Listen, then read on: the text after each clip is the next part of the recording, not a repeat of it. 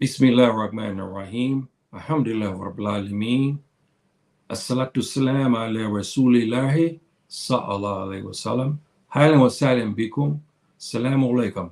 Rahmatullahi wa barakatuh. Lil ikhwani wati fi deen. Salamu ala mani taba huda lil ikhwani wati fi Afrika, Europa, America, wa Caribbean, wa kuli makan. Anjarama to my full bay community. And today, hopefully this may be a shorter presentation because there's some food for thought here that I want to give in reference to my marquee, talking about the great civilization of Kmt. Those who've been following me understand what Kmt means. It means ancient Egypt and whatnot. There's some questions that I will be posing and you will see. And I want just some things for you to think about. Because I'm gonna get into the last chapter of this in another segment. This will be covering the so-called Exodus that occurred. Everybody knows it. We've seen the movies of Moses. We've read books. We were trained and educated in schools on this topic. What I'm going to present to you in the future, inshallah, bi'ithnillah, is what the scholars have uncovered and whatnot. And it's very, very, very interesting. But before I get into that, I have to bring you up to speed on some linguistics, because this is important. The thing that trumps the racist commentaries among Black Tubab, Asians, Arabs, and so forth, who cling on to Kmt as the bastion of the Europeans, is the linguistics, brothers and sisters. That in itself is what kills their motivation. Because if they were Tubab, as you read many, documents, scholarly documents, recent historians, you have to ask the question, what language was these Tubab speaking inside Messer? If they say French, you laugh them off because there's no such thing as French. If they come up with something else, again, we know what the language is spoken. And we show the language that was described in the hieroglyphics, and they show people around it, and they showed them black. This is why I'm saying each time we turn around, brothers and sisters, we have more proof about this issue about Egypt, ancient Egypt. Kmt is ours, and it is ours. I had a comment here generated here about a week ago about a brother. He was very upset with me, and he was talking about, I think he didn't understand in English exactly what I meant by Egypt is ours. I was trying to tell him that the Egypt meaning for us, Kmt, is the land of black people, and the Kmt is in itself means the black people. And I was trying to say that to him that they have taken this from us. He said that none of us can claim that we are from ancient Egypt unless we have DNA. Listen to him. He said, unless we have DNA to match. So I asked him, I said, brother, did you see my program talked about this DNA and where the ancient royal mummies was tested, and it came up with E series. And us and the West Africans are E series. So how can that be? And he was very belligerent with me. He was very upset. Then he tried to say that they were European. He said they were European who became brown-skinned. So I laughed at him and I wrote to him. I said, well, this is the first time I ever heard in genetics that a Tubab, a man and woman, can go somewhere and drop black and brown babies. That's impossible. They cannot, unless they have African heritage. Then they can do that. See, so I wanted to touch on that. But there's something, brothers and sisters, when you think about Kmt, it has been tossed around to the point where nobody seems to understand what actually happened. That's by design. It's by design. So I'll start getting to this now. I want to show you something, brothers and sisters. to start this off. No, excuse me. No, not here. Excuse me. Not here. Now,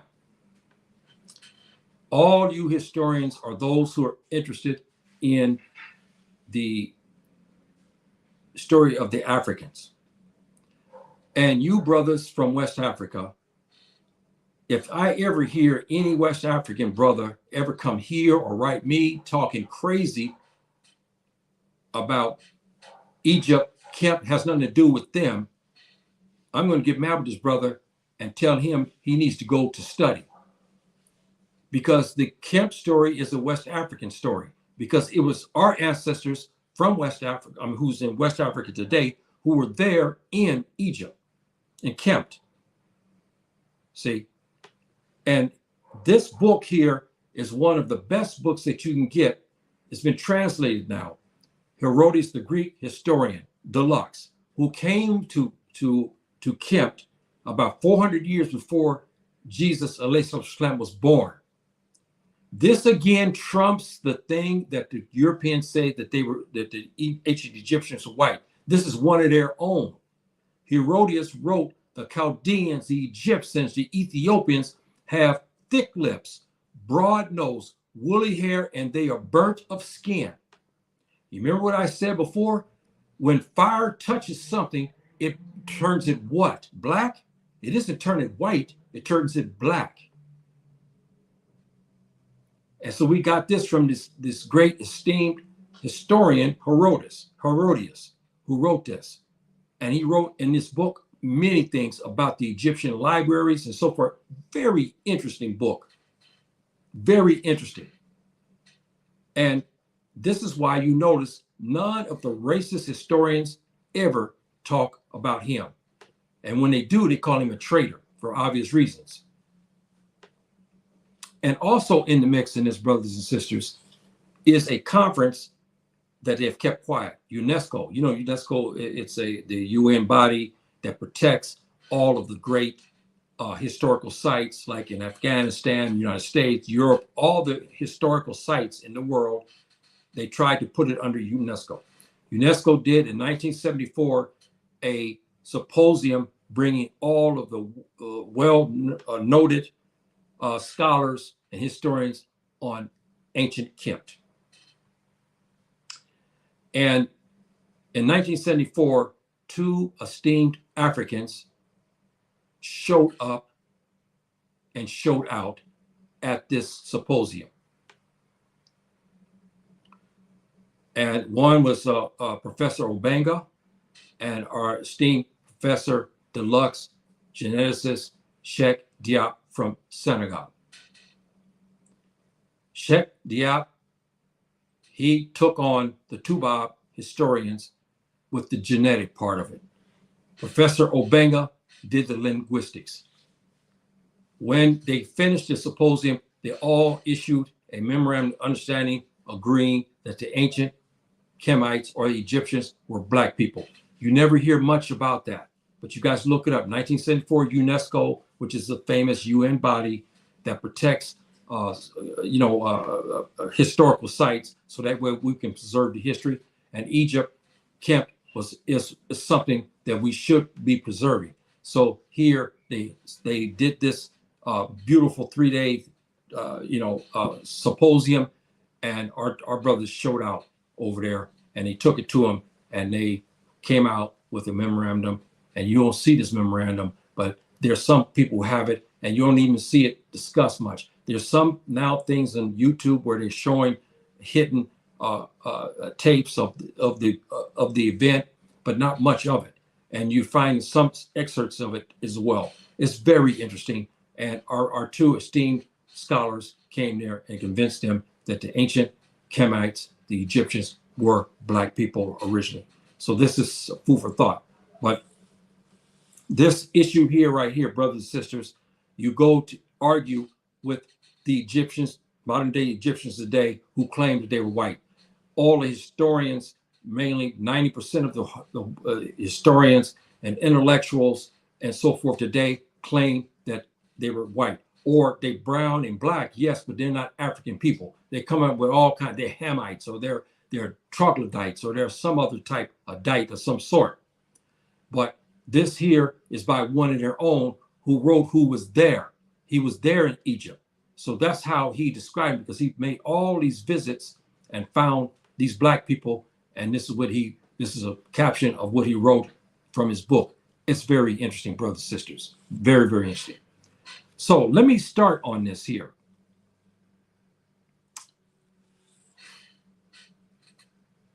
You see this here, brothers and sisters.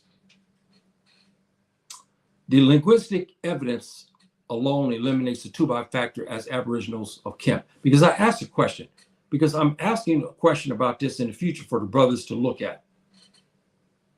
We have Africans, black Africans who came into Kmt. And we know the hieroglyphics story. And I'll give you some things about the linguistics here in a bit. We know that our ancient brothers traveled the Nile River from the south. We know that. It's proven. We have that. We have the documentation on papyrus, and we also have hieroglyphics. But there's a part that I told you last week, because I build you up to this, and I've been telling you for a couple of weeks about the Akan people, the Ga people, the Mende people, the Hausa, whole slew of black Africans, ethnic groups that we know today went into where people went into Egypt. We know that. Yeah, we know that. And so, but brothers and sisters, again, remember when we go back to linguistics, and we'll cover this a little bit, and I'll give you something about the linguistics that poses a question. See, so the first one here, we got phonetic pyramidal writings show the first arrival of the Greeks. Why this is important, brothers and sisters? Because the writings show the arrival of the Greeks, and they have depictions of them in Mdw Ntr, the written language of the Kemites. And it shows them in animal skins. It even described them as being white-skinned. Some had reddish hair. These are people they never saw before. So if the Kemites were white in Tubal, why would they have and write something about another white man who they saw? To them, these Greeks were strange. They were not like themselves. So they wrote about what they saw. Then as the Greeks began to come more and more into Kmt, they began to have skirmishes with our brothers. And they began to establish colonies in Lower Egypt. Lower Egypt means northern Egypt as we understand today. The pyramidal scripts show that the Aboriginal people were moving because of the Tubal coming in. They began to move south. And they show them in many of the mosaics with their Nubian brothers. And how you tell the difference between the two, because both are black. Some of the Egyptians they show were a little lighter in color as their mosaic was painted on the hieroglyphics. But they show by dress and by hairstyles. And so this is another factor. I'm trying to get something here to push something on you for food of thought, because I'm going to put this out there and let you do your research. When the pyramid shows moving to the upper, which is south, some showed them mosaics with Nubian fighters, which they do. They showed them actually coming in and teaming up with Nubian fighters. Some of the mosaics show the people all being black, and Nubian brothers depict black as well. Everybody's black in there. Everybody's black. What I mean by that is this. See, you have Nubians here. See, and you have Egyptians. How do you know who is who? You have to know by dress and even hairstyles. See, and we know some of the Kemites were not as jet black, but many were, you know, like very, very black. Not everybody's all the same color, but they're still black people. But here you see a mosaic here of Africans. There's more than just the Nubians and the Kemetic. There's other Africans in here as well who have migrated into now Kemt. And this is where we talk about the languages, how we came up with Hausa, Fulani, Mende, Kapele, Wolof, Bambara, I mean, all the way down the line. All these languages and stuff like that were developed because there was no West Africa. They were developed there in Messer, and Messer's in Arabic. They were developed in Kemt. Here you have an array of people who are black, but from different communities. This in itself gives you indication what Kemt was. It was the black lands. And black lands meaning, because they were nationalists, meaning talking about them themselves being black. When the historians, after claiming that they were white, found these inscriptions about Kemt, then they changed it by trying to claim that the soil is black. Well, anybody knows where they were talking about the beautiful soil that they use this near the Nile, okay, the Nile in Arabic, Nile in English. If you look in those areas, the soil is not black, it's brown. It's always been this way. Because when you have black soil, it's because of volcanic ash that's floating. There's no volcanoes there. Because they tried to take it away that they mean black people, so that way they can continue to say they're Tubal. But you see here, that's not the case. And so we look at this issue here, brothers and sisters, and now, truth be told, here the writing systems, why this is important, brothers and sisters, because linguistics. The Greeks came over to Kemt. When they came in, they did not have a writing system that we know of. They developed their writing systems about 1,000 or almost 2,000 years after the fact. But we know that they came and they began to learn under our brothers. We know this. They learned medicine, they learned astronomy. Many different disciplines they learned under our brothers. So we understand this case. But truth be told, they learned secondary education from mystery school professors who trained common folk of Kemt, who in turn educated the Greeks, who were not allowed in the mystery school of Kemt. This is important, brothers and sisters. Again, another factor to show that the Greeks, the Tubal who came in, were invaders. They were outsiders. They were interlopers. They were not native to the region. They were not brothers to the ancient Kemites. Because if they were brothers, the Nubian, where we go here,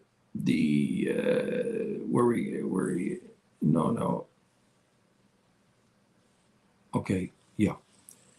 No, wait a minute. Okay. If they were brotherhood with our brothers, they would be depicted in here. They're not. Here shows a community of black people, okay? And here is mixture. You have Nubians, you have Egyptian, ancient Kemites. You have others also in the mix in this community.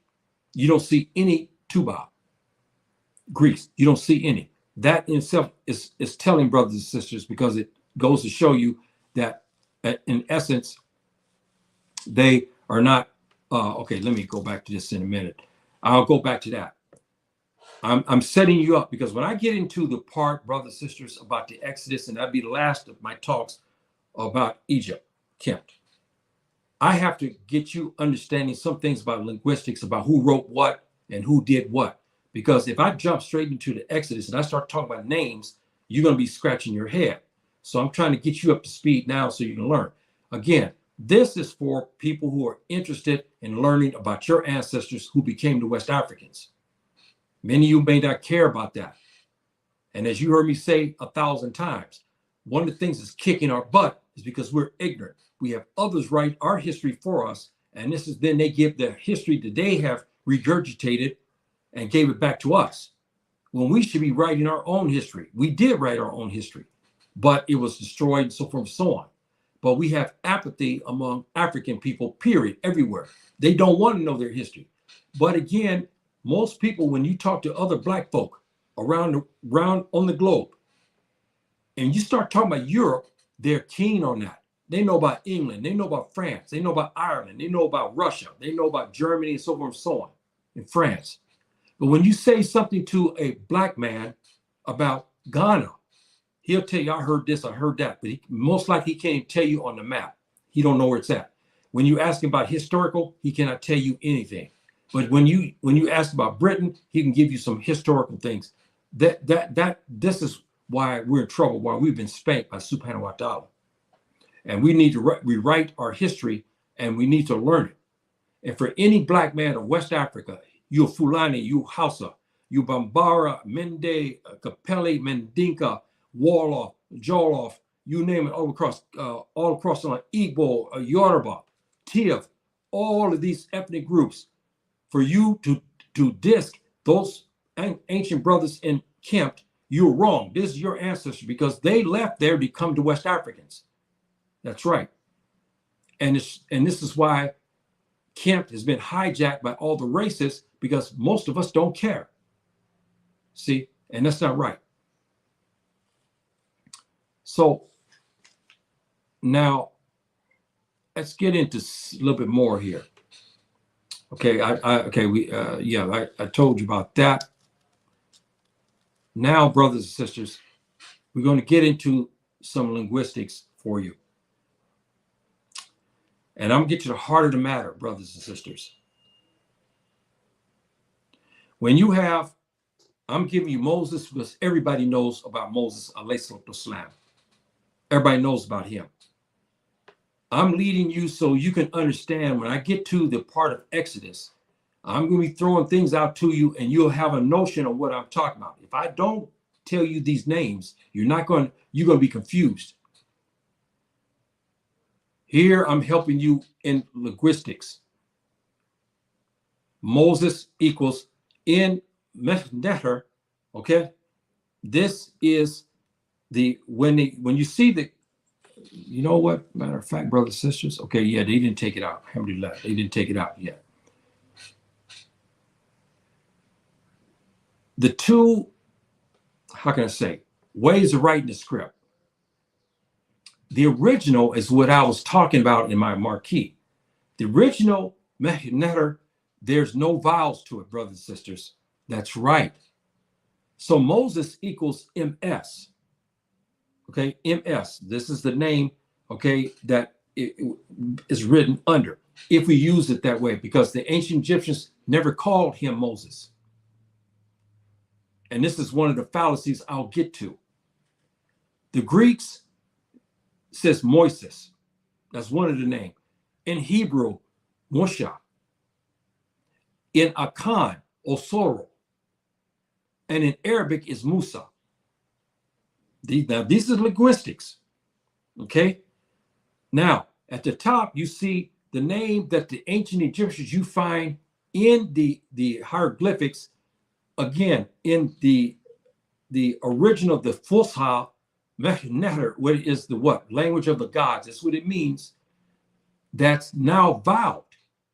Now, meaning this is the name he has that you find written in many of the hieroglyphics. And so your Osarfus, and this is the name that they show him in history under this name.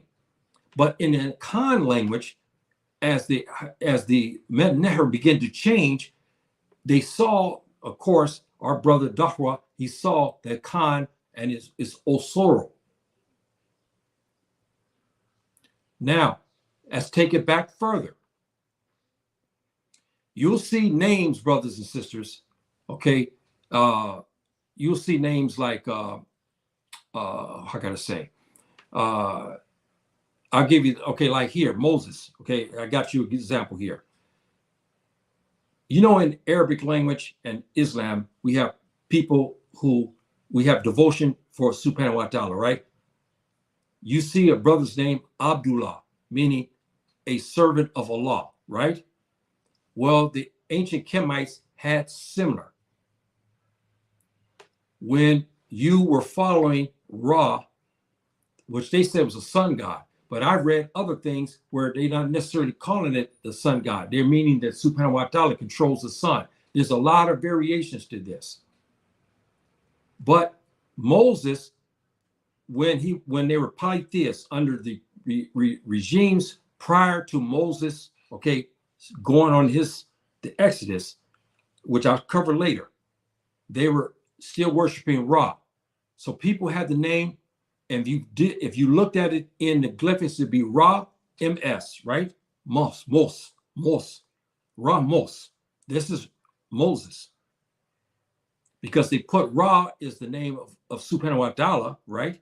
And then Mos is the name of Moses. So I'm giving you some of these linguistics so you can understand. This is not European languages. They don't have nothing close to this. See, so I want to give you some of that and whatnot. And then we get to the part here. We got the Africans who started it all in Kmt.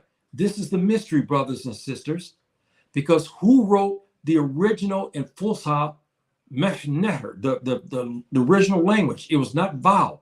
We know it's not the Akan, because the Akan language is what? Vowed, right? Hausa is vowed.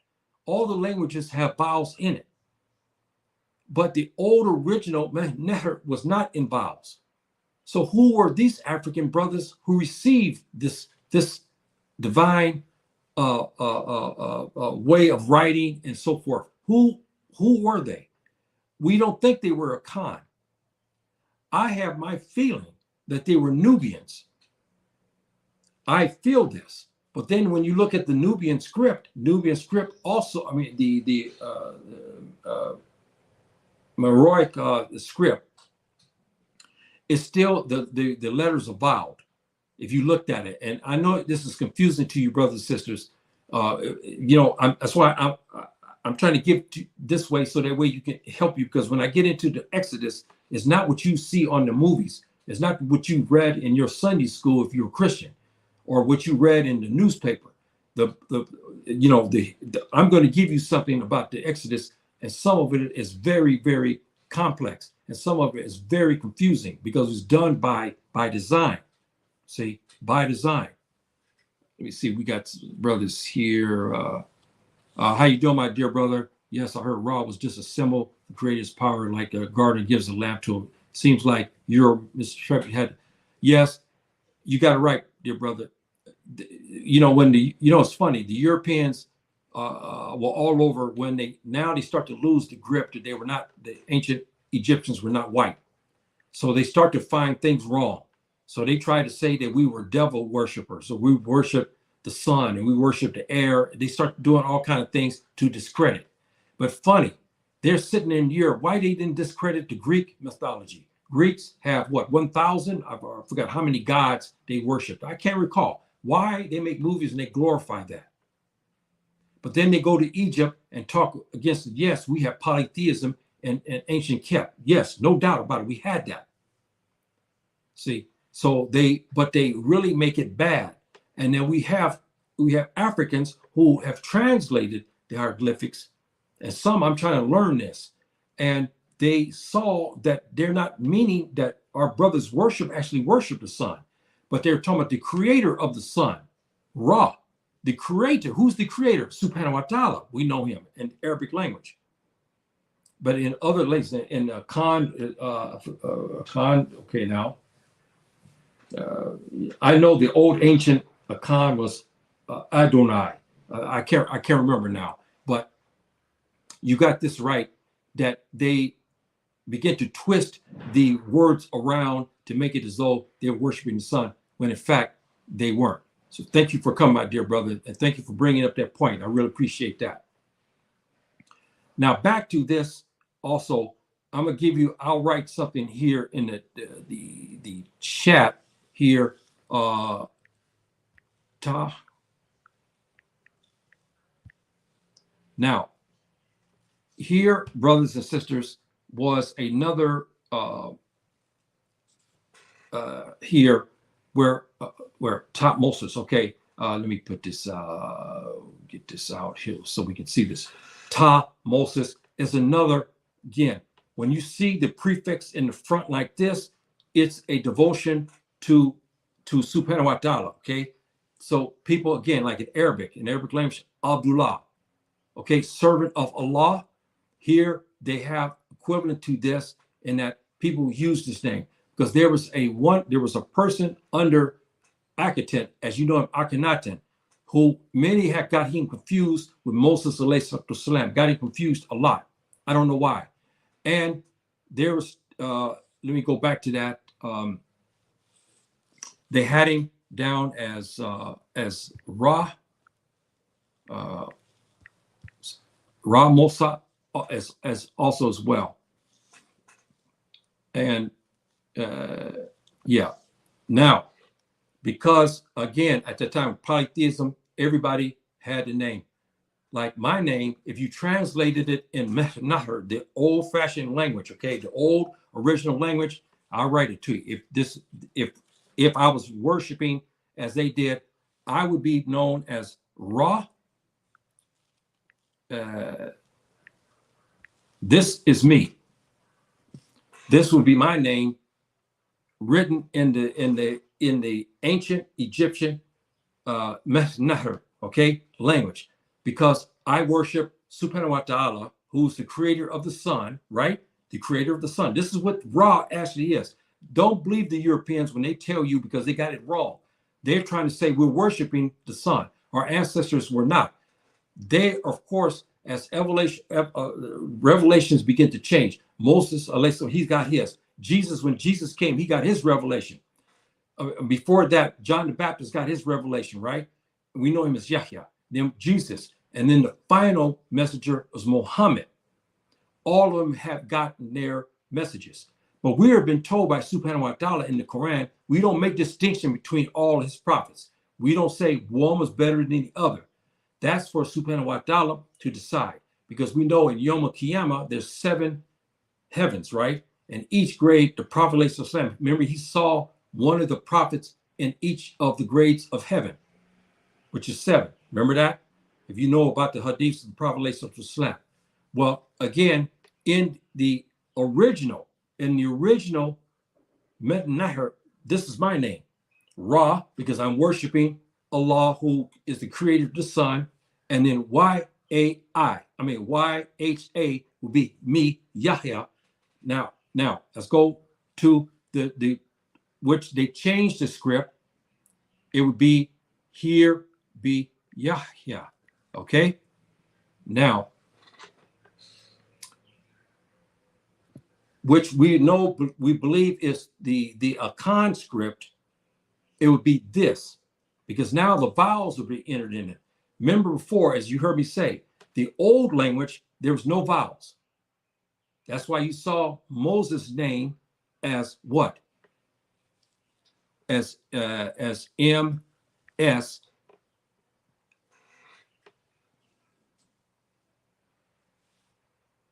Boy, it's taking a long time to get it. Boy, okay. MS in Mdw Ntr is the name of Moses. There's no vowels in this language. That's what I'm posing to you, brothers and sisters. Who were these Africans who had this first? They weren't the Akan people.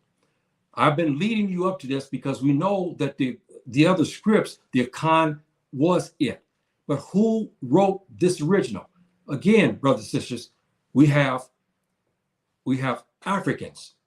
Somebody came into Messer, into Kmt.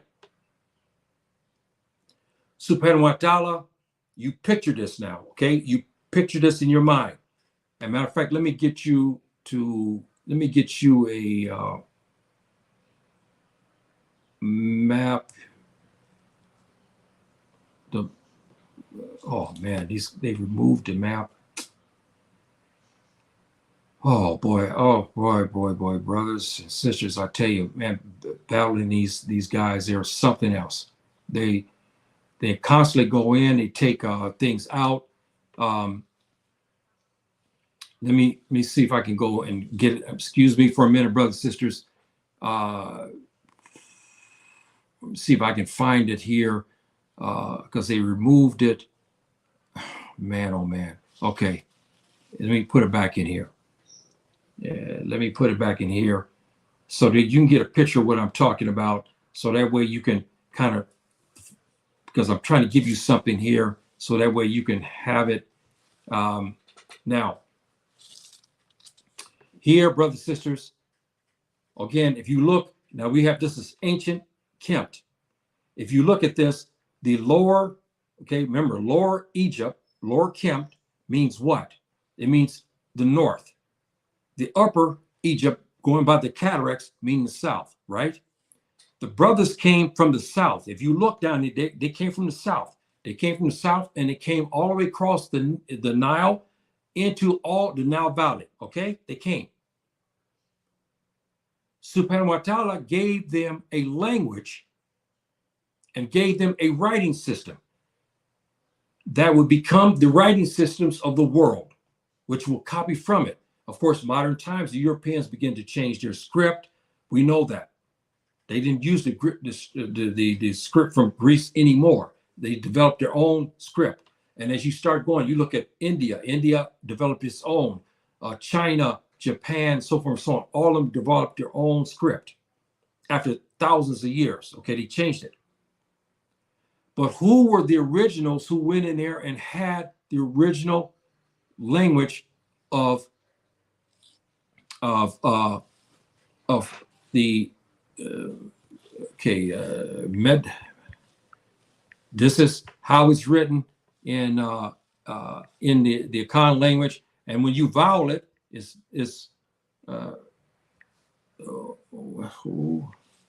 okay, Ntr. Okay, there. Now, when it's to your left here, this is how it's written in the ancient Egyptian script. Okay, the Mdw Ntr is that's how it's written. I'm trying to retrain your mind, because I'm going to get into some tougher history, and you're going to have some basics of knowledge about language. Because if you don't, when I get into the part about the Exodus, you're gonna say, oh, this man, I'm finished with him. I'm confused. I don't understand it. And rightfully so. You just leave, because you just flick the station off and that's it. But I'm trying to get you educated, because you should get educated on your people and the languages, because the script that you understand, my brother, who is Hausa, it came from this. And Akan, all this came from that. You should understand the history, because these are your black ancestors who came from Messer. So this is how it's pronounced. To the right is in the vowel, okay, dialect, okay? And to your left is the original, which is Mdw Ntr, how you say it. This means the language of the gods. That's what it means, an ancient Egyptian. Now, I'm going to get you to a point here. I'm going to show you something, what I'm talking about. Each one of us do our research. I have an indication where I think I know who the Africans who came first, because that map, some African people came into the Nile Valley, brothers and sisters, no doubt. And they came into the Nile Valley and they established themselves. They weren't Akan, they weren't Hausa, they weren't any of these groups, but they were black people. But they weren't any of these. Who were they? Because they developed a writing system that's far different than the others, who is similar in script, but it's still different. You say, yeah, I'm still confused. I don't know what you're talking about. Okay, I'm gonna give you a little bit of this so you can understand that. I know you don't read hieroglyphics, but just bear with me on this. Here means Ntr, okay? This means here Ntr, meaning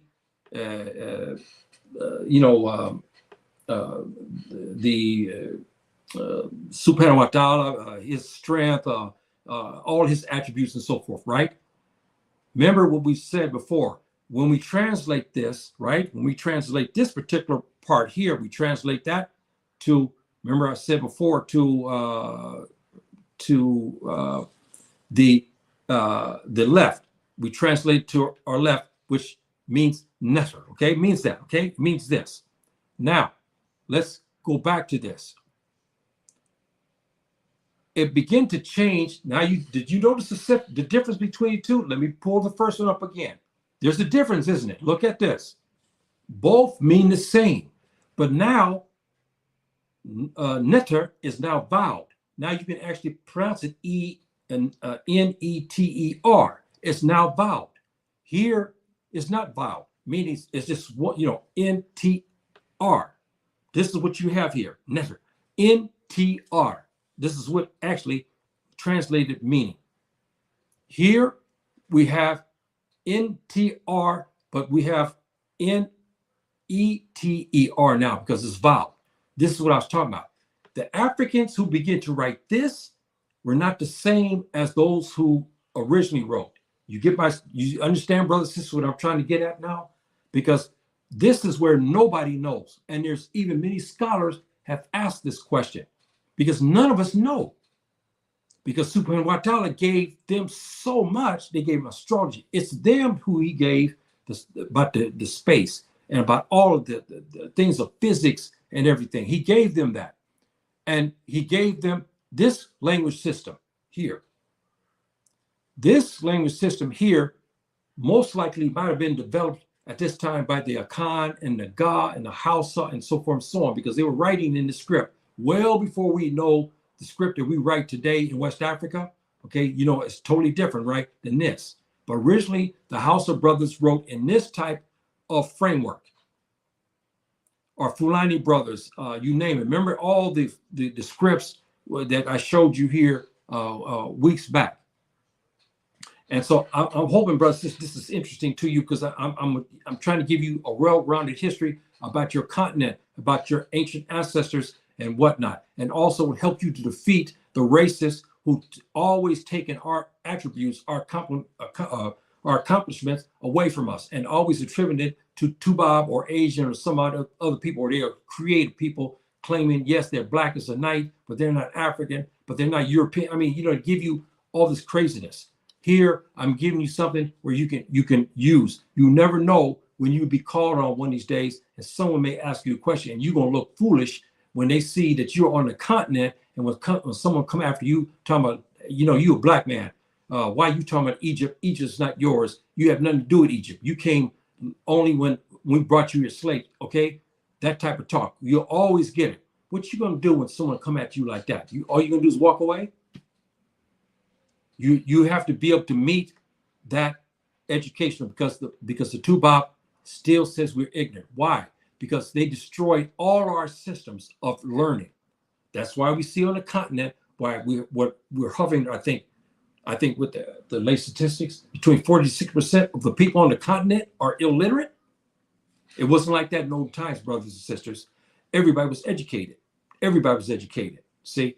And they used a system of writing to educate everybody. So again, we go back to Ntr, the original. Who were these Africans, black Africans, who wrote this first? This is the first language that Subhanahu wa ta'ala gave to mankind, was this. But the script began to change here. It means the same word. Now one, again, is voweled. This is voweled. This is N-E-T-E-R, right? Here translate is N-T-R. There's no vowels in it. So this is what I was trying to get at, brothers and sisters, trying to help you to understand and to discern what I'm talking about here, because this is going to help you. And I'll give you something to look at the old scripts here. Okay, no, this is hand-to-hand combat. Excuse me, brothers and sisters. We're not talking about Mantu. Remember the hand-to-hand combat that we established first on this earth? It wasn't the Chinese. We had that. You heard my talk. I gave you that. Here's that's the Deities script. You see, it's coming out from that. But again, brothers and sisters, you notice the script is voweled. You see, it's changed from the original. The original language is changed. Who we know these Africans to be all of these others: Hausa, Fulani, Ga, Akan, Asante, Mandinka, and Mende. We all have these scripts, but they vowed the scripts. But the original who we're asking now is who were the originals who had the Kmt Ntr first. Who were these Black Africans? Who were they that came up the valley, came up from the mouth of the Nile all the way up into, as we know, the Nile Valley, all the way into Lower Egypt, which is northern Egypt. We know that, and here they began to establish a kingdom. But you remember something? It was pre-dynastic, and then there's the dynasties, right? 31 dynasties. So we had Africans who came. We know we had Africans came and they developed this language. So this is what I was trying to get at to help you, brothers and sisters, on trying to understand. I know you can go back to read this again because it may be rich for some people and so forth and so on, but it's a good educational tool because the West Africans have scripts, and those scripts came from Egypt because we were there and we came into West Africa. And now some of these scripts are being revived. The Europeans destroyed that, so this stuff was destroyed. And what happened, brothers, is not off topic. When the Afro-Arabs came in, by this time, many of our systems were destroyed. We were on the downcline because when ancient Egypt was destroyed, it destroyed the West Africans too, because we left there as a defeated people. We came to West Africa, true enough, because it opened up now, and we still had some mystery systems, but our strength, our power of our kingdom and what we did was gone. And a lot of this is because Subhanahu wa Ta'ala spanked us because we became polytheists. And when we did bring back monotheism, Tawheed in Arabic, we began to fight that, which I'll get into in Exodus here and in days from now, inshallah. I'll start on that. I'm gonna have to probably do a couple episodes on Exodus because it's very complicated. And the stories I'll tell you, you haven't heard about. And those are interested, it'll blow you away. Okay, it'll blow you away, some of the stories, and you'll start to wondering what was going on with the Bible when they put that in there. But I won't give you I won't give you more than that. Now, I'm gonna get into some of this here, brothers and sisters, and I'll start to close. And I'm going to prepare you for the coming weeks here.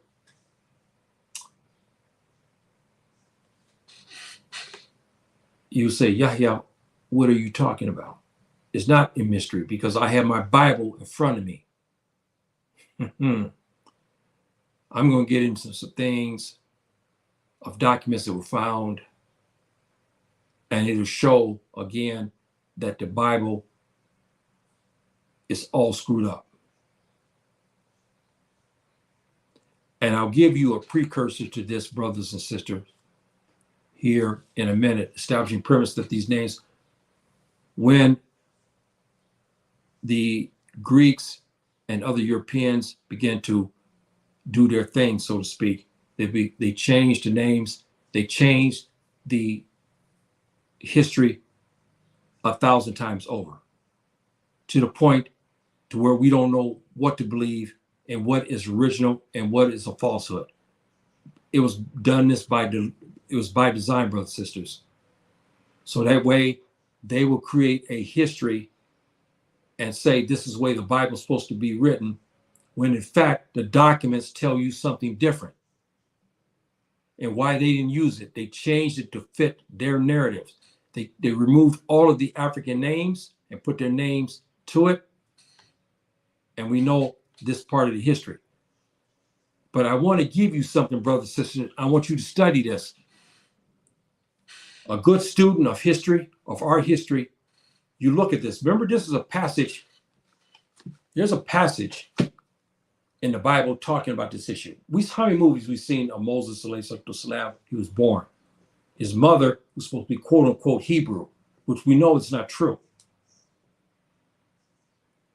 They weren't the Hebrews and Jews as we understand it. They were black people, yes, no doubt. But you saw my class earlier about how the Akan and the God people became Jews when they went into Europe, and they adopted that name. They took the name Ephraim. Remember I told you it's like a precursor to Africa. Ephraim is what they call them because it was a conglomeration of many African tribes. House of God, Igbo, it was many different, Ewe, many different African tribes got together and went up north and settled in Europe. The Europeans, I remember you heard me say, they saw they were doing, which became the Jewish rites and things that they do, right? The Jews do. They were practicing that stuff. They were doing things like this. The Europeans saw them. They don't know what to call them. So they begin to call them Hebrew and Jew. They took that name, came to the Middle East. You remember that map I showed you? As Jews and Hebrews. They were not white yet. They were white when the European converts took it, and by the 2nd AD, after the death of Isa, according to the Christians, the white European converts began to come to Jazira Arab, and all hell broke loose when they came. And we still are fighting with these people today. When they came in to Jazira Arab, they wreaked havoc through the land. See, and they have not stopped. And this led up to what's happened to, what happened with Hitler. I won't get into that. But I want you to look at this, brothers and sisters. Moses' mother cast Moses downstream. Look at the first caption of this. Moses' mother cast Moses downstream. Remember, she was trying to say because the Pharaoh ordered all of the babies of Hebrews to die. You remember the firstborn be killed because he got a revelation. Some of his scribes told him that the Hebrew nation will be a big, big nation in the future. And they want to kill it now. So they went to go slaughter the firstborn and the men children of the Hebrews. This passage in the Bible should spark your interest in something. Moses' mother cast Moses downstream and founded by Pharaoh's sister. And then she's supposed to name him Moses.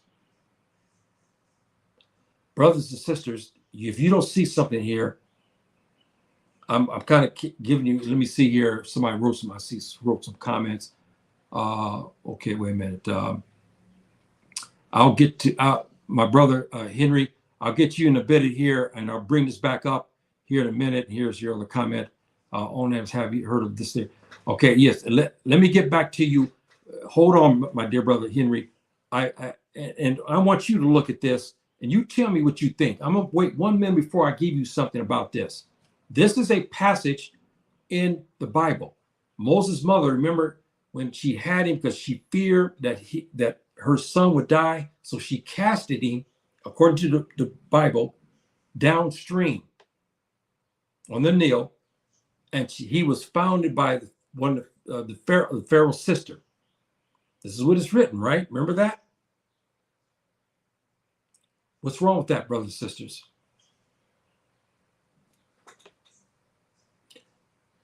I waited long enough. I'll write something here. The Nile River flows against gravity. This is the first part.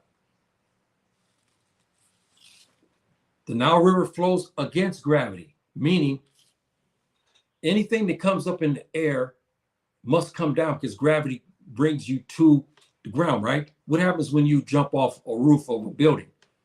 You don't fly, none of us. because gravity pulls you down, right? So gravity pulls you back down to the earth because of the magnetic field, so it pulls you back down, right?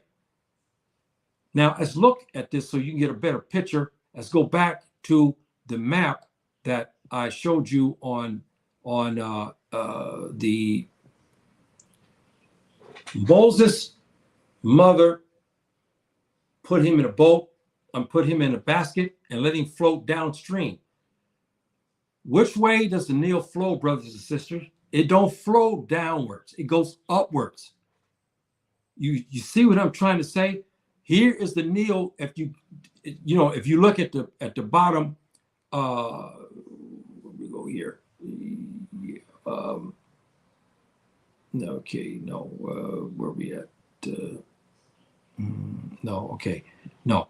I'm trying to figure, what did I do here? I did something wrong here. I think I did. Okay, okay. The river flows from the south to the north. It's impossible for a basket to float going towards Uganda and Tanzania because the river the currents on the Nile is strong. I know, I was there. I know the currents. They kill people yearly. People drown. The currents are strong, brothers and sisters, because it's working against gravity. Gravity is meaning anything that goes up comes down. So everything flows with the gravity. This is our nature, our human beings, and this is the way the earth is. Subhanahu wa ta'ala made this river for us to understand, discern his power, his glory, his magnificence. He made this river to flow against the gravity to show you his strength, his mysteries. So how can a person take a basket with a child in it and have it to float towards Uganda? It's impossible. If she floated a body or anything, she put a basket full of bread and put it in the Nile, it'll flow upwards toward the Mediterranean. I hope you guys understand something what I'm trying to get at. I'm trying to show you guys something that's going on. I'm trying to show you something so you can understand why I said the Bible is messed up. It's messed up, brothers and sisters. It's messed up because in that passage, it said downstream. Nothing floats downstream on the Nile. I know, I was there in Sudan in 2008, part 2009. I've been to the Nile many times. I ate fish from there. And I told you about when I ate the fish from over there. I saw the current. It is strong. Very strong. It's a deadly river. It's not made to be played with. And you remember the Muslims, we have prohibitions about playing around with water. Subhanahu wa ta'ala gives us some warnings. Reason why? Because you see the top surface of the water. Underneath, you don't know what's going on there. See? That's why Subhanahu wa ta'ala has prohibitions, and our Prophet ﷺ put prohibitions on us about water. Yes, we need to drink it. Yes, we bathe with it. Subhanahu wa ta'ala brings the water down. He says in the Quran for us to purify ourselves. No doubt. And time of war, no doubt. And people to fish, no doubt. But to go play in it, that's a different situation because it's deadly. Because our eyesight, we only see the top surface of it. Underneath, there's currents. And because of the gravity, if the gravity shifts, it could take you out. Like the ocean, remember? Like the ocean, what happens to many people, they're on shore, they go up here, suddenly a current takes them way out to sea and they're dead meat. See? So what I'm trying to say, brothers and sisters, is this fact here. We got a problem here with the Bible. How can Moses' mother, ﷺ, bring him in a basket? He's floating downstream. Impossible. It would float him up towards the Mediterranean, to the north, going towards Europe. Because you go north, the Nile empties into the Mediterranean, to the north. It doesn't empty into Uganda and Tanzania. It flows from there upwards. That's right. And again, brothers and sisters, when you look at this, as you heard me talk, the Nile is a reminder for you as a person, a human being, to understand the significance, and even Subhanahu wa ta'ala made it so that we understand him and that we worship him. The ancient Egyptians were well aware of that. But I'm asking again the question, who were these original Africans, Black Africans, who took the first message? It wasn't the Akan. It wasn't God. Who were these Black Africans who took the message first? And they established Mdw Ntr, meaning in hieroglyphics, meaning the language of gods. It was, these Africans are not the Akan people. They're not the Hausa or the Igbo people. They came later to Messer. Because how we figured this out is because of the two writing systems. This is by the original Black Africans of ancient Kmt, okay? And then later, another group came in and changed the script. The first, there's no vowels to the name. I gave you examples to that. As I go to close, I'm going to recap. I gave you my name. I showed you an ancient Egyptian, what it would look like. And whatnot. And then the mode of worship, which would be Ra Yas. Okay, this would be my name if I was in that time under the name Yahya, we understand today. Okay, because they did not use, the originals did not use vowels. They didn't use Yahya. They didn't use Miriam or Moses. Moses alayhi salam. They use Mus. Mus is Moses in the ancient original classical Mdw Ntr language. The script changed, and this here Ntr, both of these scripts mean Ntr. One in the original tongue, and the second was the immigrants who came to Messer and began to write a script, and they changed the script to give it the vowels, which we think was Akan, Ga, Ewe, Hausa, and so forth. Because I told you about the Hausa kings, they put this inscription on on their front doors to show the people this is the entrance to go in. They call it Shariki. Okay, this is the name of Hausa, and it's like an inscription on the door telling you this is the king's palace. See, so brothers and sisters, I know this may be mundane for a lot of people. I find it fascinating, and I ask questions because we have a mystery group of Black Africans. Who were they? They weren't their Akan at first, brothers and sisters. They were not. The Akan came later, because here's the system that they begin to develop. The God, the Akan, the Ga, and so forth and so on. And all of this is vowed.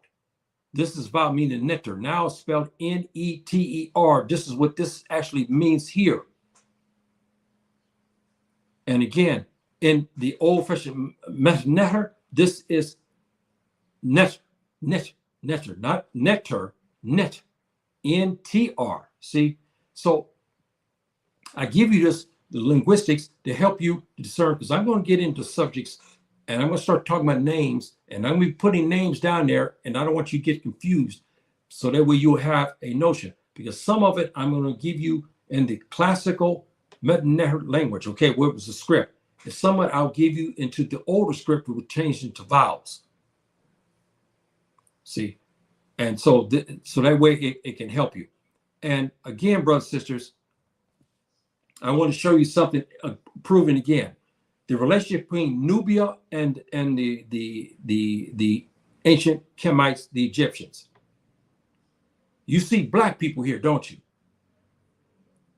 Here, this Muriel here, this pre-metal script here shows the war between ancient Kemites and our Nubian brothers. You see who's Egyptian, quote unquote Egyptian, and who's Nubian, but all the people are Black. Again, this trumps the racist historians who keep saying that Egypt was white. Here is a war that happened between ancient Kmt and ancient Nubia.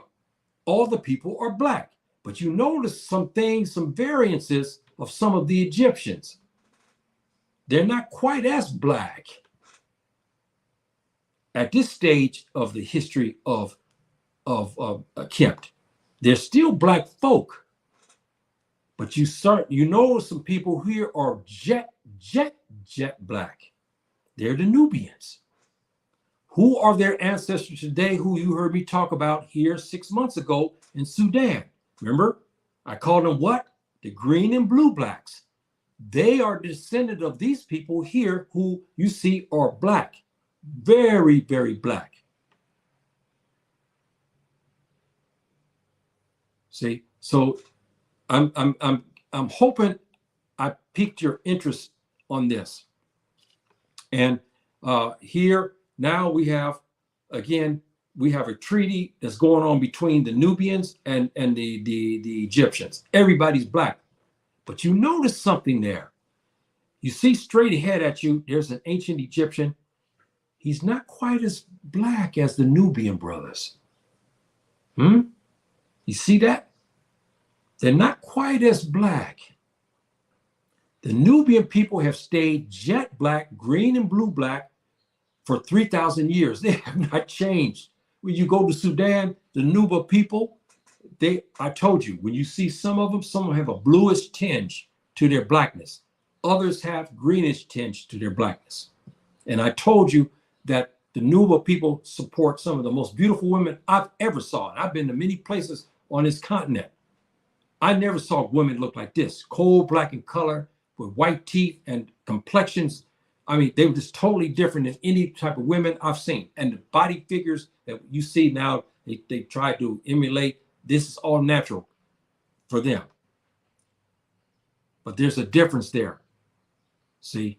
And then here we show the community. Now we have immigrant black people coming into Messer, because here this mirror shows a gathering of people who are in Messer, in the community. This mural says you have the Nubians, you have the Kemites, and you have other African people who have now come into the community as well. And you see the differences, but there's no Tubab. So if Egypt was Tubab, then why they didn't put themselves in the mirror? I mean, in the murals. We have them in there, yes, as conquerors and warriors and so forth and so on. We have them. But we have to go back again to Herodias, what Herodias has said. Herodias said that when he came here, he found this country to be more advanced than any place he's ever saw in the world at that time. He traveled all the way through Jazeera al-Arab, all the way up into present-day Iran. And he described the people, as you see here, the Chaldeans, the Egyptians, the Ethiopians have thick lips, broad nose, woolly hair, and they're burnt of skin. And as you heard me say before, when we put fire to meat, what happens to it? It turns black, doesn't it? When we put fire to wood, it turns black. So we have also this proof here, and I've given you some food for thought, brothers and sisters, on this episode now.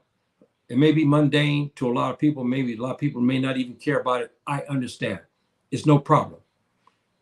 For those who want to know this good, you pass on to your children as well, because we should know our history. You've seen the last 2 years has been hijacked.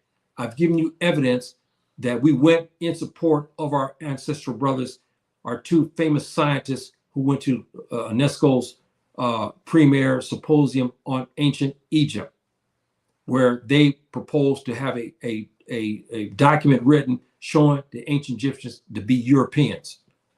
Our two brothers showed up, Sheikh Diab and Professor Obanga. They showed up and showed out at this UNESCO symposium in 1974. The document now read that the ancient Egyptians were black people. So they changed it because they gave evidence. Sheikh Diab gave on genetics, and then Professor Obanga gave on linguistics, and they blew them away.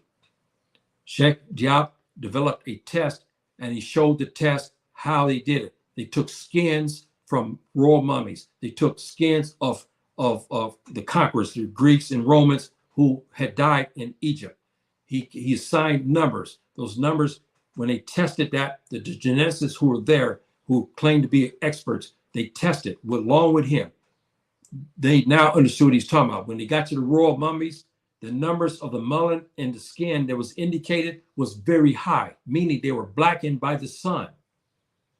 Subhanahu wa ta'ala blackened them by the sun, natural because of the sun rays. Subhanahu wa ta'ala, to protect us, he make us darker skin. We don't need the black skin to live in Sweden.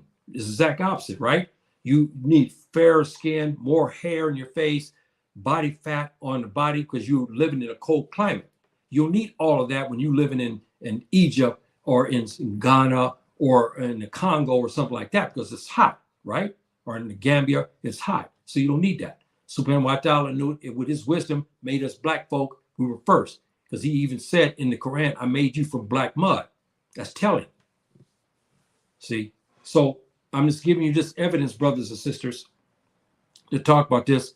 And now, if you look at another script, and I will be closing here, brothers and sisters, this is Kmt.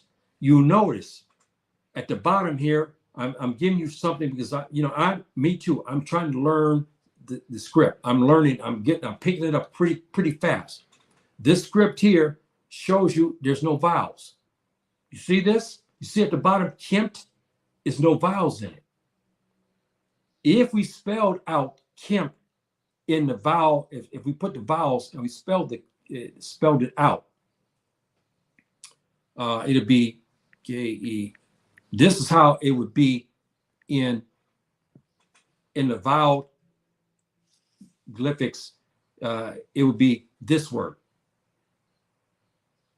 In the new script, when the Khan and the Ga and the Hausa people begin to come, the Fulani people begin to come into this region, then the script changed and you start to put vowels into the words.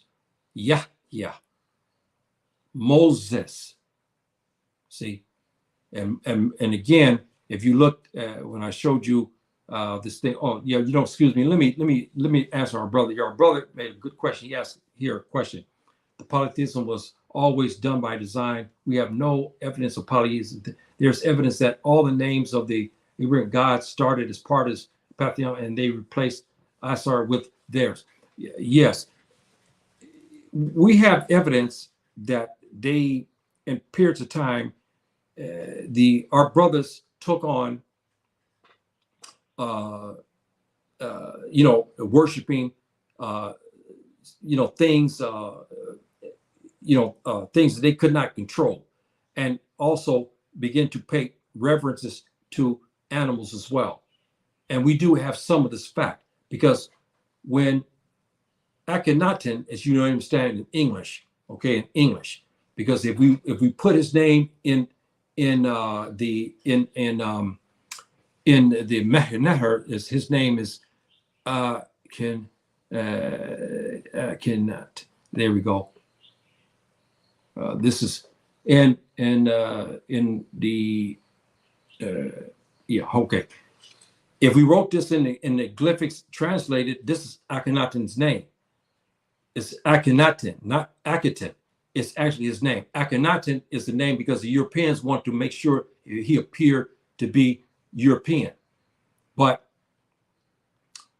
here, the polytheism, they did have that. Because when Akhenaten came in the 18th dynasty, they were worshiping. The proof of this was they had, because they had minor gods and they had one supreme God, no doubt. All periods they had one supreme God, no doubt.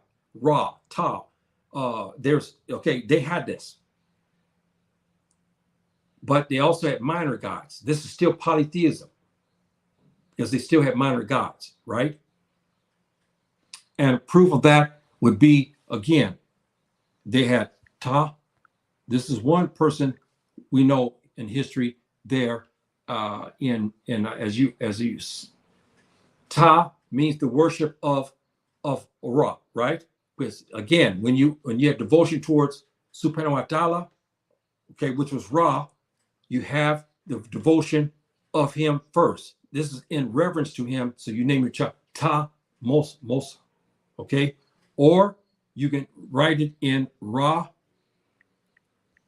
Okay, this again is still Moses. Okay, this is still Moses as we understand it. But when they were worshiping under polytheism, like especially the kings before Akhenaten, right? They made all the subjects have names like this. Okay, like Mosa. Okay, Musa. Okay, this is Moses, meaning Moses, but I'm the voter of Ra, the Subhanahu wa Ta'ala, the creator of the sun. It's actually what this actually means, the creator of the sun. My name is Ra Yahya. This is Ra Moses. This is Ra Ahmed over here. This is, now the woman, I don't know what they have for the woman. I do not know. But I know the man, we had Ra. But when Akhenaten came in monotheism, he stopped that. He said, no, your name is Musa, that's your name. Your name is Yahya, is no Ta Yahya or Ra Yahya. It was just Yahya. So we did have this, brother. We did have this fact. We did have some of this, and so forth and so on. But they had minor gods because it was listed on the hieroglyphics as that. But they always had the supreme being, no doubt about that. So, and our own names. Have you ever heard of this theory? The theory that you're talking about here, of our own names. Have you ever heard this theory? I don't know what you mean by that. If you're talking about this, I'm not sure, my dear brother, if you're still here or not. Own names. Have you ever heard of this theory? Place. I think you're talking about here. I think we know that the names of yes. We know that we suspect that they took names of ancient Egyptian gods, again polytheism, and they use these names as for prophets. I'll get into that too to show you some documentation about that issue. It's very troubling, to be honest. It's very, very troubling because the notes here, because when we look again, I'm giving you the backdrop for those who will come late to see this. Moses in the Mdw Ntr, the original and classical MS. The new Mdw Ntr, it was actually vowed out to Osarfo or Sopheth or Sarfeth. This is the name that they had him under. Moses in Greek was Moses, and then Moses in Hebrew is Moshe, meaning someone picked up, you picked them up from water, you picked them up from something. And then a Khan, Osoro. And then in Arabic is Musa. And Ryan, I'm telling you this now because you're going to find these names in the Exodus and it's going to confuse you. You're going to say, who's Moses? Who's Osoro? Who's Musa? It's going to be confusing. And that's why I want to give you this to you so that way you can understand about this issue and whatnot. And I wanted to get back to something here. Okay, I think I got just about everything here. And again, brothers and sisters, the last of this, I gave example of what's in the Old Testament, talking about about Moses and whatnot. It doesn't make sense, brothers and sisters, for two fronts. One is since the Pharaoh was killing all of the children of the Hebrews, right? Killing the children, the men children, to make sure, because they were believing that they were going to be a powerful nation, so they figured they would take out their seed to kill them off. A quote unquote Hebrew mother had a baby and then cast that baby downstream. That baby was found by Pharaoh's sister, and she picked him up downstream, and then she named him Moses. We got a problem with that. A problem on many fronts. One is Moses' mother, real mother, if she was supposed to be Hebrew, which we know now, I don't know how that could be.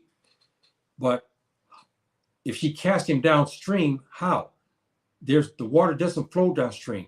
The water flows upstream against gravity. And then if she named Moses, it's supposed to be a Hebrew name. Why would she take a Hebrew name when then the Pharaoh was killing all of the Hebrew children? See, there's problems to this, brothers and sisters.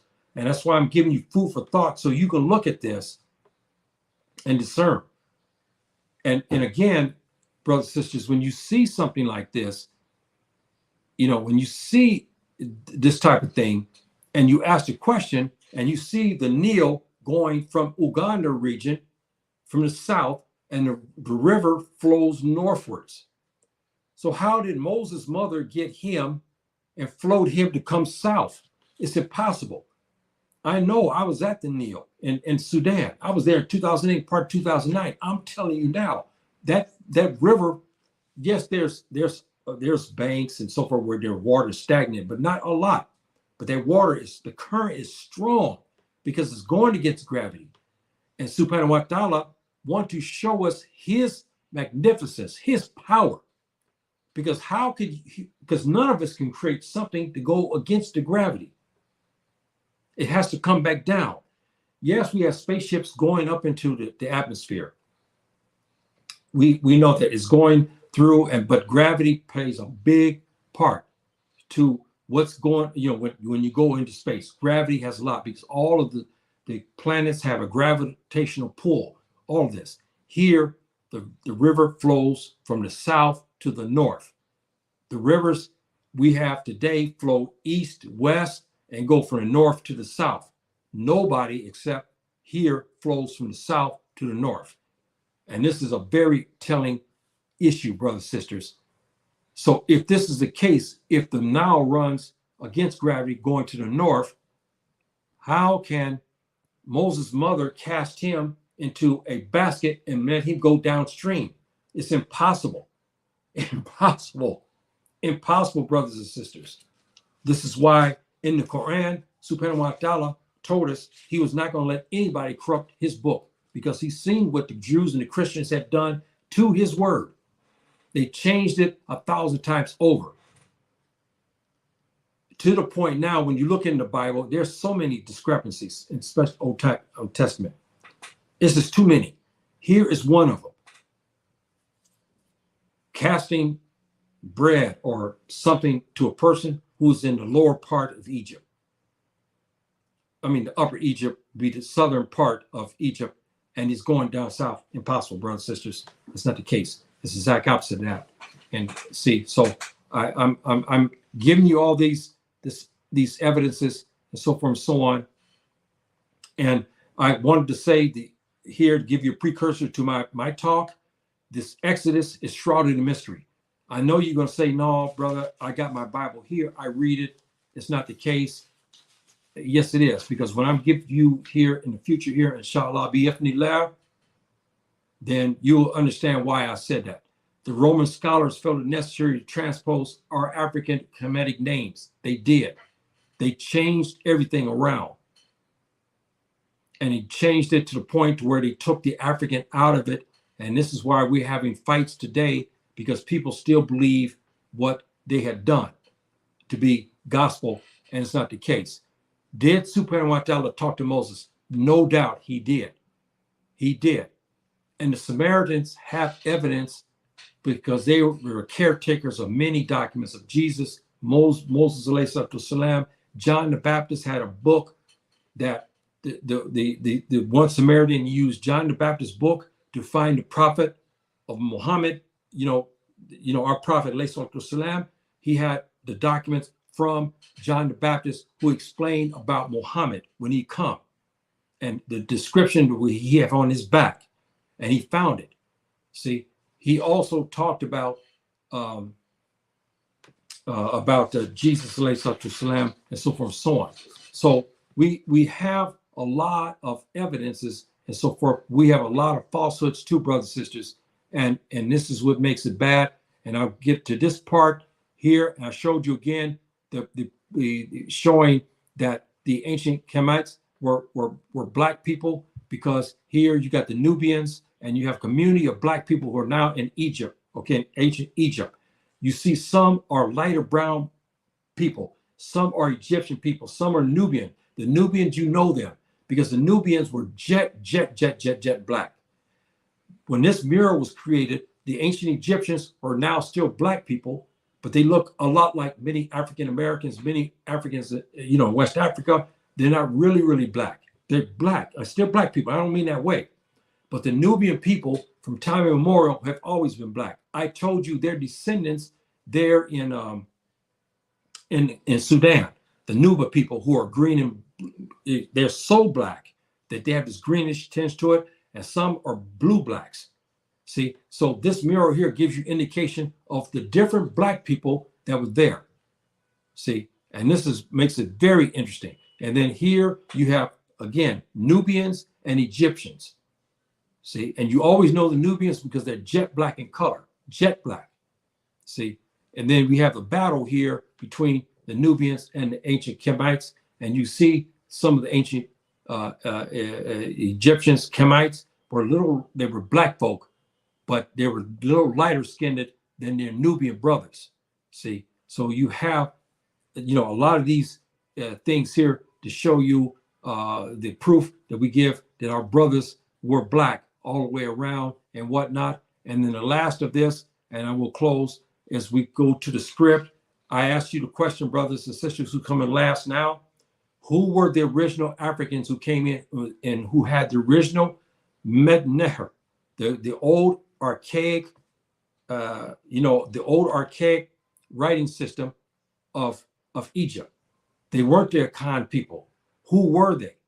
Because when the Akan people came, what I suspect, and the Ga and the Hausa and the Fulani, when they begin to come, they changed this word means Ntr, okay, Ntr. Then they changed the script to mean Ntr. You see, now they put vowels into the words. See, this is what I was talking about here. We have a mystery again. Who were these black Africans who had the script originally? They weren't the Khan people, because the Khan people, the Ga people, the Hausa people wrote in this way. They start to add vowels to the words. See? And the brothers who preceded them didn't have vowels in their language. See? So this is what I'm proposing to you, and you guys do your research. I hope our dear brother Marcus, I know he's on vacation. Hope he see this and he gets back to me and he can give his input on this and whatnot, because I've been writing to him. I've been giving him things. I want him to answer some questions for me because I want to see what he's doing and how, what he knows about Nubian people and so forth and so on. And he's been giving me the right answers. I've been asking him a question. He'll come back to me, give it to me. I hope I ain't bothering him, because I want our brother, because he's a precious educator, I want him to be, on the top, because he has a good show. I want to make sure that he's on it, and he is on it on his show. But I wanted to make sure, test our brother, because I started asking questions about Nubia. He's been right on the target. I hope he comes. He's been right on target. He's been giving me the right answers, and I'm proud of the brother. I'm happy that he's got this education and whatnot. And so this is about it, brothers, in a nutshell. And again, I'll get into this part here about the Exodus. The Exodus is a mess, brothers and sisters. I'm sorry to tell you this. The Exodus is a mess. What was written in the Bible is not necessarily correct, because we have documentation, and the documentation gives us something quite different than what's written in the Bible. And for me, that's very troubling. Okay, here we got our brother Henry. Have you ever seen it? She does. As Bantu language with vowels. No, I have not seen that. Yes, I'm not surprised. But I want to know who the brothers were who wrote the original Mdw Ntr with no vowels. Who were they? Because they weren't the West Africans we know today. Okay, they weren't the Ga and the Khan people and the Asante people and the Igbo and the Hausa and Yoruba. All of them there, but they came at a later period because there were other Africans there first, because Subhanahu wa Ta'ala talked to them first and gave them the writing scripts and gave them his power. He gave them monotheism. He gave them he gave them physics. He gave them sciences. He gave even medical. We have medical schools, brothers and sisters. We were something else. We have medical schools also, and they do have one description of one famous physician who was a woman, and she was the first gynecologist. You're talking about 3,000, almost 4,000. I think we're 4,000 now. I'm not sure with the years removed from ancient Kemt, but she was a great doctor, and she was the first gynecologist that we know of. They had magnificent schools, brothers and sisters, magnificent schools at that time and whatnot. But you asked that question. I want to get you guys to open up your mind, do some of your research who are interested. Who were those originals? Who were the Aboriginals who were there? Supernamatala talked and gave them all that knowledge first. Then a second wave of black people began to come. The Akan people came in, the Ga people came, the Airway people came in, the House of the Fulani, all these people began to come. The Amazigh, the Berbers, but they were black all the way until about the 18th century. And then, they were there also. So all of us had the writing systems that we learned from there, but we came at a later period. But we have Africans already there. And these Africans also who were there, these black Africans, wrote on the murals, they show a spaceship. Can you believe this? And it's true, brothers and sisters. They show a caption of ancient Egyptians, Kemites, at this launching pad. And from the space coming these angels, I don't know what you want to call them, down on this earth. It's alleged that they gave the riddles that we understand the pyramids, how they're built. It's them who gave them also from Supernamatala, who sent them, gave them all his knowledge, how to build the pyramids, how to place the pyramids in such a direction. And it gives you a line B to Osiris, okay? Osiris and the Orion. Remember I told weeks ago about the solar systems, and he just recently found Osiris. There are doggone people who were there. The doggone people were in ancient Egypt. I told you about them. I have heritage with them as well. They're Mali. They didn't have telescopes and nothing like this, but they had a working knowledge of the solar system, especially Osiris, that solar system. They drew it to a perfect, to its dimensions. Impossible for any of us as human beings. We don't have the eye strength to look up into space and chart solar system. None of us have that, but they had it. See, so, but who those original Africans were is my question that I wanted to get with you guys today on that. So brothers and sisters, I think I'm getting ready to close here, and I'm hoping those come in the future. You guys like these kind of talks. I will start on another last series talking about the Exodus, because everybody, the Christians, the Jews, Muslims, all of us know about the Exodus.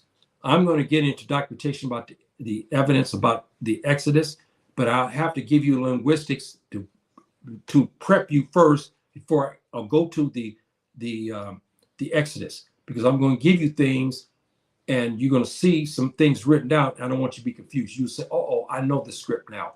This here is the original method. I know what this is. Oh, no, I know now. This is when the Khan and the God, hostile people begin to write the script, to put the vowels in it. So you will have a way of knowing this. So brothers and sisters, I'm hoping this piques your interest today and whatnot. And I'm hoping that you got something from this. We learn and we spread this. And those who are new, please subscribe. Have your brothers to subscribe to the station. Support your brother here. I'm not asking for no money. I'm asking for only that you subscribe and whatnot, and so you can get this history, because we should, because you're West African. And even if you're sitting in Europe, or you're sitting in the Caribbean, or you're sitting there in Los Angeles, California, you're West African. This is your history. This is your original history, because the original black people that came out of there became the West Africans. You should know who they are. And don't let the Europeans tell you, when questions someone asks them, they'll say, yeah, I know the West Africans. They originated in the trees. Like when I was in school, I'll never forget, I still see those pictures. I didn't know, I had no knowledge. I sit there and saw this jet black man in a tree. There's rain. He had no sense to get out of the rain. And they told that we were living in trees and eating. He had a banana in his mouth. I still remember this as a boy. They had us in West Africa as though we were stupid, ignorant. We're in trees. Here's raining. We didn't even have enough to build even huts until they came to show us. This is why, for me, even when I was a little boy, I didn't know what I could do, but I said to myself, I know my people weren't this way. And when I got to college and I started hitting the books, I start to learn. I start to see that we weren't sitting in trees in the rain. We didn't know how to even fix food. And you know that's a misnomer, because when we talk about rice, brothers and sisters, rice that we laugh about, that we all eat. How can we cultivate that well before the Europeans came if we were only in trees? You see what I mean? We were rice farmers. Okay, we have an area where we call the rice belt. Well before the Europeans came, we were growing the rice. And when the Europeans came, they took the rice and to bring to the New World. You heard my talk. I talk about this. Our African brothers, okay, Fulani and some others, and who not Fulani, excuse me, they were, I forgot now, some who were rice farmers.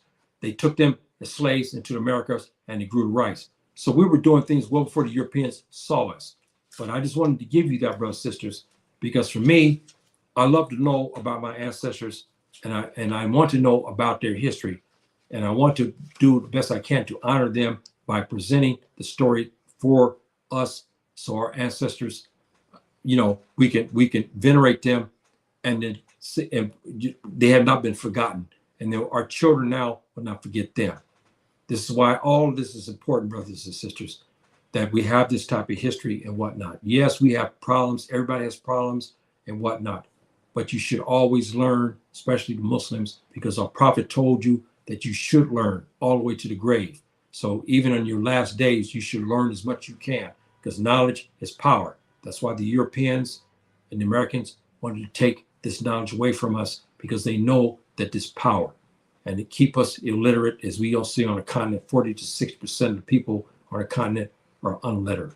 That's not the way it should be, brothers and sisters. So anyway, I'll leave you with that until next time. The next talk, inshallah, I'll talk about the Exodus. Bi-idhnillah. Assalamu alaikum. Rahmatullahi wa barakatuh.